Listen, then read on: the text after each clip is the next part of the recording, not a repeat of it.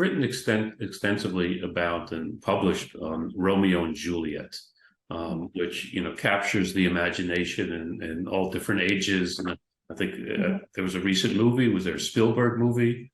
Yes. Romeo and Juliet. Now, is there any Jewish connection to Romeo and Juliet?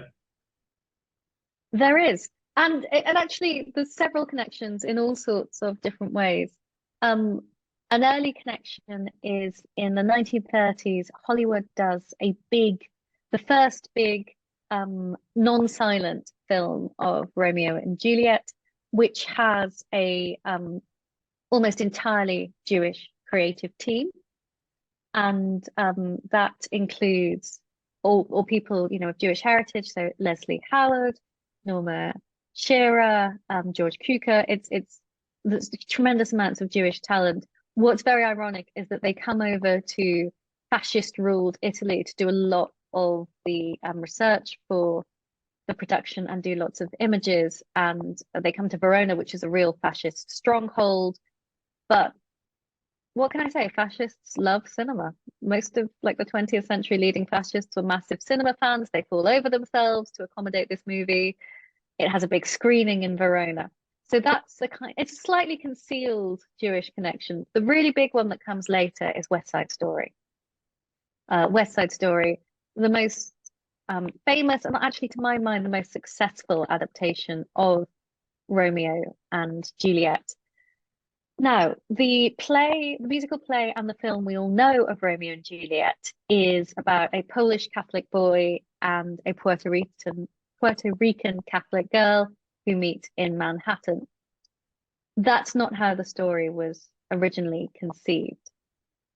So in the late 1940s, actually through to the mid-50s, when this project was going through a long and slow development, the creative team behind it, so Jerome Robbins, Arthur Lawrence, Leonard Bernstein, and then Stephen Sondheim, who's brought on board, they intend this to be a play where the Juliet character is Jewish.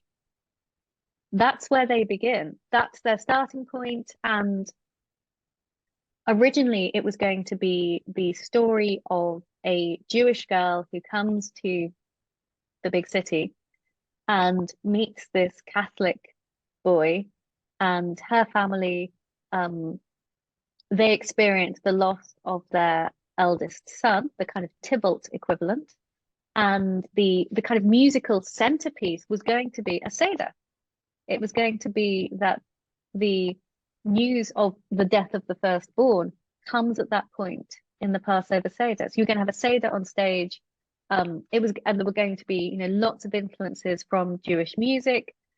In particular, there was going to be a real sense for the Juliet character, whose family had lived elsewhere in America. They haven't just arrived in New York, but they've come to New York from elsewhere in the States.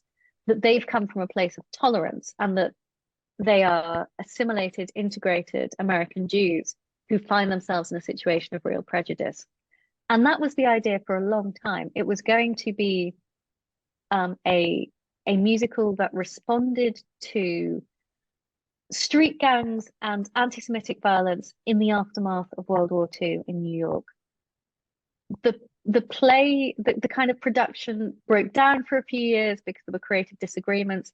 And when they went back to the project, by that point, a lot of Puerto Ricans had moved to New York. The news coverage was very much about Puerto Ricans and the racism they were facing, and that was the direction in which it went.